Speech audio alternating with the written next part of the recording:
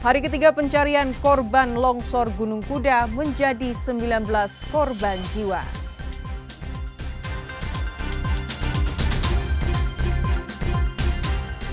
Razia jam malam bagi pelajar dilakukan di Purwakarta.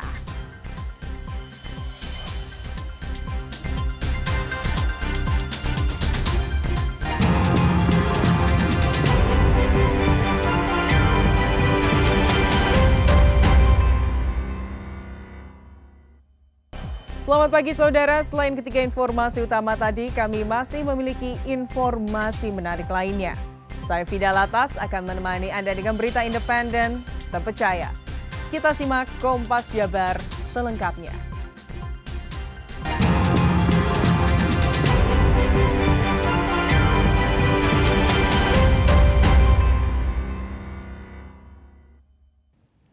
Saudara, pencarian tim gabungan korban longsor Gunung Kuda di hari ketiga Minggu 1 Juni 2025 menemukan 2 korban.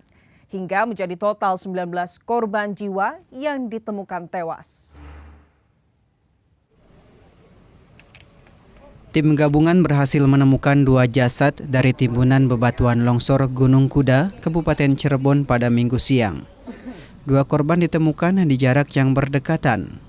Korban pertama adalah Nalo Sanjaya, 53 tahun, dan korban kedua adalah Wahyu Galih, 26 tahun, yang keduanya berasal dari Kabupaten Cirebon.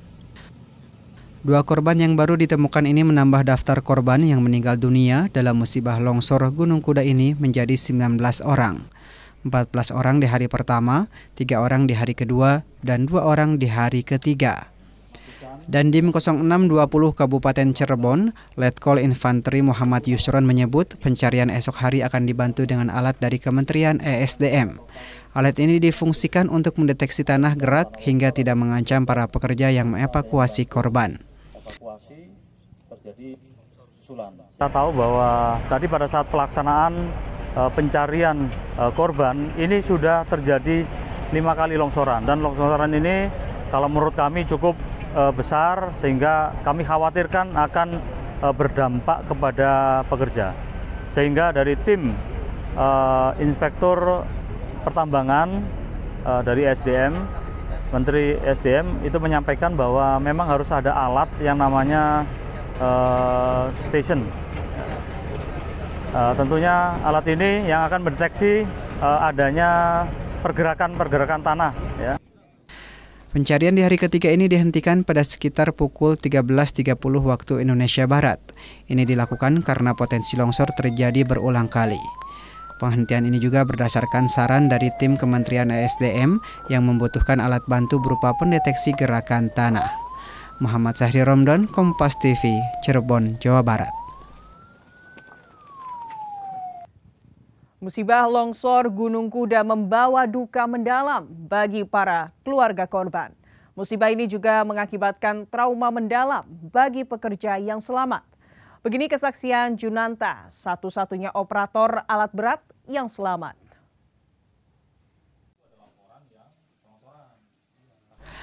Inilah keluarga Junanta di Blok Gunung Santri, Desa Kepuh, Kecamatan Palimanan, Kabupaten Cirebon. Junanta masih berusaha memulihkan sejumlah luka yang dia alami dalam musibah besar longsor Gunung Kuda.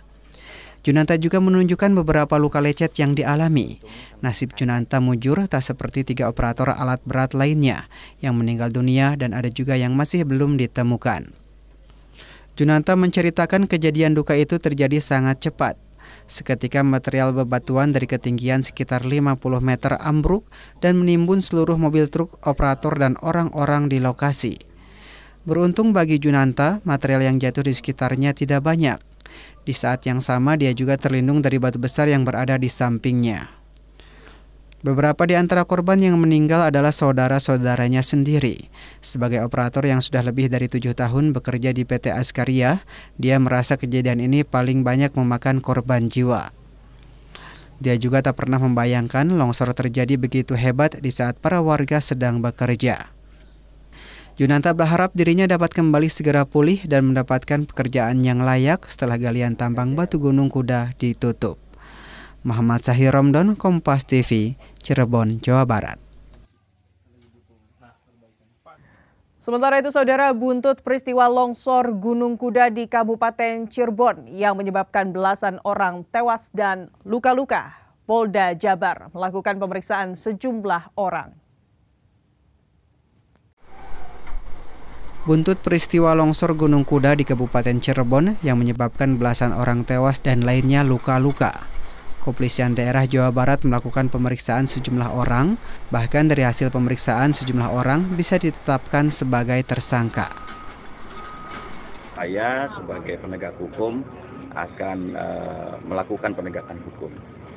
Dari kemarin sudah beberapa saksi, itu kita ambil keterangannya semuanya. Kita ingin mengetahui penyebab daripada peristiwa ini. Apakah ini ada unsur kelalaian dan sebagainya. Karena yang dapat kita dapat informasi bahwa cara atau mekanisme penambangannya ini yang diduga salah. Pemerintah Provinsi Jawa Barat pasca terjadinya peristiwa longsor Gunung Kuda itu secara resmi menutup penambangan batu alam tersebut. Fadlianto Sugiono, Kompas TV, Indramayu, Jawa Barat. Saudara, tragedi longsor Gunung Kuda Cirebon membawa duka bagi warga. Belasan orang merenggang nyawa, bahkan hingga saat ini masih ada yang belum ditemukan keberadaannya. Puluhan orang menjadi korban bencana longsor Gunung Kuda di Kecamatan Duku Puntang, Kabupaten Cirebon pada 30 Mei 2025, tepat pukul 09.30 waktu Indonesia Barat. Hingga 1 Juni 2025, sudah 19 orang kehilangan nyawa dan masih ada 6 orang yang masih dinyatakan hilang dan belasan orang luka-luka. Menurut SAR Cirebon, proses pencarian korban membutuhkan alat berat, mengingat medan longsoran yang cukup berat.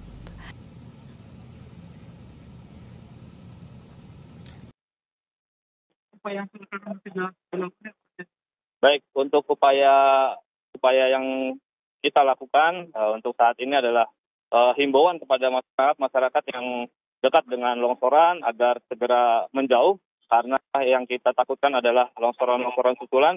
Dan kemudian untuk melakukan pencarian ini yang dibutuhkan adalah alat-alat berat, sehingga pekerjaan semakin maksimal. Ini galian C apa ya? Tinggi berapa? Perkiraan tingginya sekitar 200 meteran lah. Galian C ya? Iya, betul. Ilegal apa legal? Itu masih dalam investigasi dari pihak kepolisian, Pak. Di sini sering? Yang kami tangani ini sudah terjadi kedua kalinya, yang sebelumnya di tahun 2004. Apa yang menjadi kendala, Pak? Ini pas karena ini longsorannya modal batu, jadi kita tidak bisa bekerja secara manual. Yang dibutuhkan adalah alat berat, sehingga alat berat ini yang sudah dikerahkan berjumlah 4. Jadi mohon doanya agar segera korbannya bisa ditemukan. Hingga kini petugas gabungan masih melakukan pencarian dan evakuasi korban yang masih tertimbun material longsor. Gubernur Jawa Barat Deddy Mulyadi menyatakan bahwa pemerintah sudah mengingatkan bahaya tambang galian yang ada di Gunung Kuda. Tapi karena ini peristiwanya terjadi saat ini dan Dinas SDM Provinsi sudah beberapa kali memberikan surat peringatan tentang bahaya pengelolaan tambang ini. Tetapi kan kalau langsung menghentikan kan kita tidak bisa. Nah, untuk itu maka tadi malam kami sudah mengeluarkan sanksi administratif dalam bentuk penghentian izin, pencabutan izin dari tambang ini. Ini kan dikelola oleh Koperasi Pondok Pesantren. Koperasi Pondok Pesantrennya bernama Al-Azhariyah. Dan kemudian di samping ini ada 2 lagi kan, ada 2 tambang yang sama yang dikelola oleh yayasan. Jadi 3-tiganya sudah kami tutup tadi malam. Pencarian korban hingga saat ini masih dilakukan karena menurut tim gabungan masih ada 6 orang yang hilang. Nova Nugraha, Kompas TV, Bandung, Jawa Barat. Saudara, Deddy Mulyadi berencana mengaktifkan kembali Mantri Desa. Informasinya akan hadir usai jeda.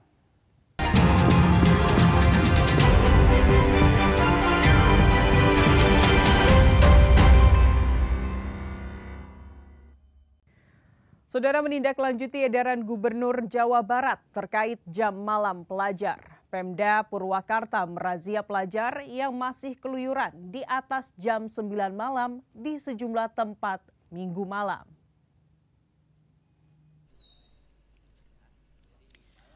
Mulai diberlakukannya edaran Gubernur terkait jam malam terhadap pelajar, Pemda Purwakarta melakukan razia di sejumlah titik. Razia melibatkan semua unsur, mulai dari Satpol PP, guru atau pihak sekolah, dinas terkait, hingga TNI dan Polri. Bupati Purwakarta, Saiful Bahri bin Zain, yang memimpin langsung razia jam malam pelajar ini, menghampiri satu persatu pelajar maupun orang tua yang membawa anaknya. Bupati yang akrab disapa Om Zain ini pun memberi himbauan melalui pengeras suara kepada warga dan pelajar yang berada di lokasi kuliner agar pelajar tidak keluar rumah di atas jam 9 malam. Ia mengatakan jika razia jam malam pelajar ini merupakan tindak lanjut dari edaran Gubernur Jawa Barat. Razia dilakukan dengan melibatkan seluruh unsur masyarakat, mulai dari sekolah, aparat penegak hukum, pemerintahan kabupaten, hingga ke tingkat desa. Bagi pelajar yang masih kedapatan di luar rumah setelah jam 9 malam ke atas, akan dihimbau dan didata. Kemudian, pihak sekolah yang menindaklanjutinya. Malam ini kan malam pertama pemberlakuan jam malam untuk pelajar tingkat SD, SMP, SMA. Jam malam itu jadi setelah jam 9 pukul 21 nggak boleh berkeluyuran sampai pukul 4 pagi. Ya. Kalau yang kedapatan masih ditemukan gimana, Om? Nah, kita bina, ya tentunya kita kasih tahu orang tuanya, disuratin, karena ini kan semuanya kepala sekolah terlibat, Satpol PP, para kepala sekolah, sekolah SMA, SMK yang ada di Kabupaten Purwakarta. Sementara, pelajar yang terkena razia mengaku hanya main futsal dan tidak tahu jika tidak boleh keluar jam 9 malam ke atas. Ia pun mengaku kapok dan berjanji tidak akan keluar malam lagi.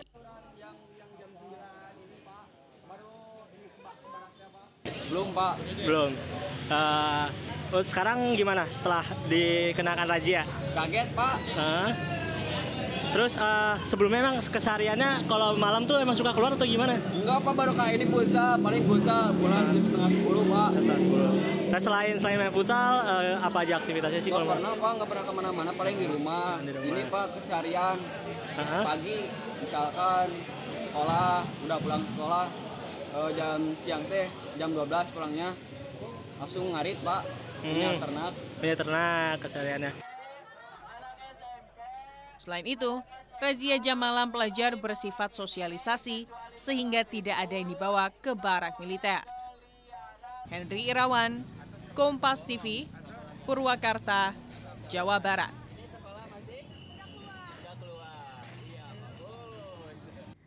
Gubernur Jawa Barat Deddy Mulyadi berencana mengaktifkan kembali mantri desa atau perawat desa, mengingat terdapat 5.000 perawat lulus setiap tahunnya.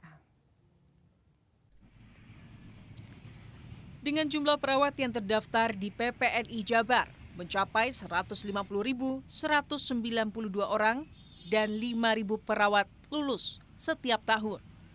Gubernur Jawa Barat berencana aktifkan kembali mantri desa atau perawat agar kesehatan masyarakat terjaga. Dengan adanya perawat khusus di masing-masing desa, kualitas kesehatan masyarakat bisa meningkat. Kenapa sih problem itu terjadi? Karena desa kehilangan mantri. Itu problemnya. Di lembur saya lah. Itu kalau yang sakit langsung ke mantri. Ada mantri puskesmas yang dekat rumah, rata-rata ke situ, tidak ke rumah sakit. Ada filternya, Pak, ya? Ya, ada filternya. Sekarang itu di daerah itu tidak semuanya ada mantrinya, ada perawatnya. Menurut saya bisa jadi bahwa harus dihidupkan kembali perawat desa. Ketua DPW PPNI Jabar, Profesor Dr. Budiman menyatakan bahwa konsep ini sudah sesuai dengan apa yang dilakukan PPNI selama ini dan siap memenuhi kuota perawat desa yang dibutuhkan. Pak Gubernur ya terkait mantri desa. karena Menteri Desa memang sangat diperlukan, dan dengan adanya pemikiran dari beliau ini luar biasa gitu ya. Luar biasa, dan memang dulu kita punya konsep seperti itu, tapi belum kelar-kelar. Nah, mudah-mudahan dengan Pak Gubernur Pak Kadem hari ini, dengan ide beliau yang saya kira sangat istimewa, itu dapat terlaksana. Karena kalau perawat di desa atau dikenal dengan Menteri Desa, atau sebaliknya Menteri Desa dikenal dengan perawat desa, akan mampu mengedepankan pelayanan langsung pada masyarakat, dan akan menurunkan angka kematian ibu dan bayi, akan juga menurunkan angka stunting di Jawa Barat. Selain itu, rencana ini merupakan respon atas penanganan kesehatan yang belum maksimal di Jawa Barat. Abdul Rohim, Kompas TV, Bandung, Jawa Barat.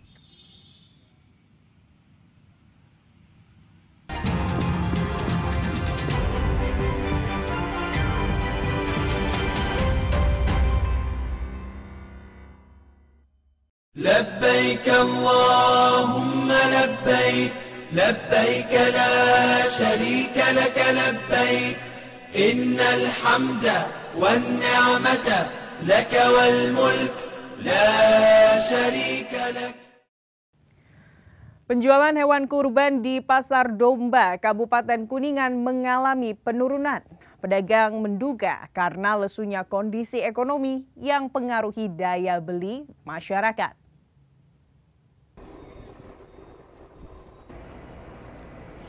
Seperti inilah kondisi pagi hari di wilayah Syisyah, Sektor 2, Kota Mekah. Di depan penginapan jamaah haji Indonesia mendadak menjadi pasar tumpah. Keberadaan pasar tumpah ini menjadi salah satu tempat favorit jamaah untuk berburu oleh-oleh ala kaki lima. Seperti kurma, kacang-kacangan, serta pakaian dan souvenir lainnya. Tak hanya menjajakan barang-barang khas Timur Tengah, untuk melepas rindu kuliner Indonesia, di Pasar Tumpah juga tersedia jajanan Nusantara, seperti bakso dan aneka macam gorengan.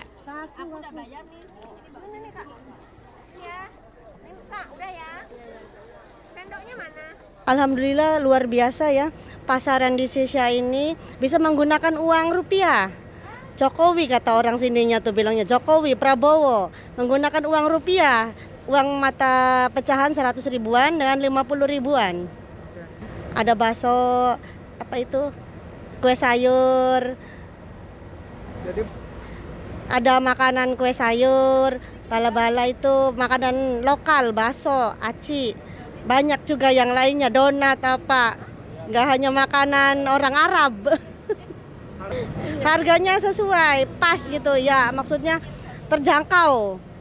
سالمين غانمين ويرجعون إلى ديارهم سالمين غانمين والشعب الإندونيسي شعب عظيم وشعب جبار وشعب محبوبين وهم أهل أمانة.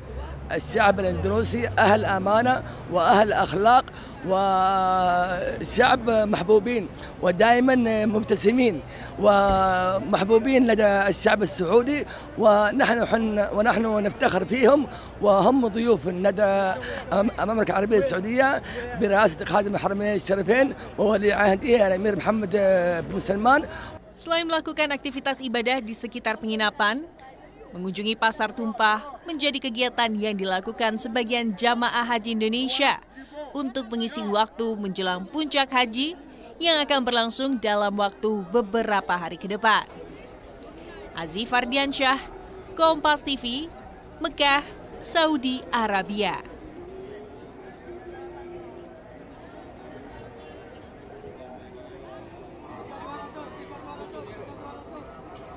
لبيك اللهم لبيك لبيك لا شريك لك لبيك إن الحمد والنعمة لك والملك لا شريك لك. Saudara, dengan berakhirnya informasi tadi sekaligus mengakhiri Kompas Jabar episode hari ini. Saya Fida Latas beserta kru yang bertugas mengucapkan terima kasih dan sampai jumpa.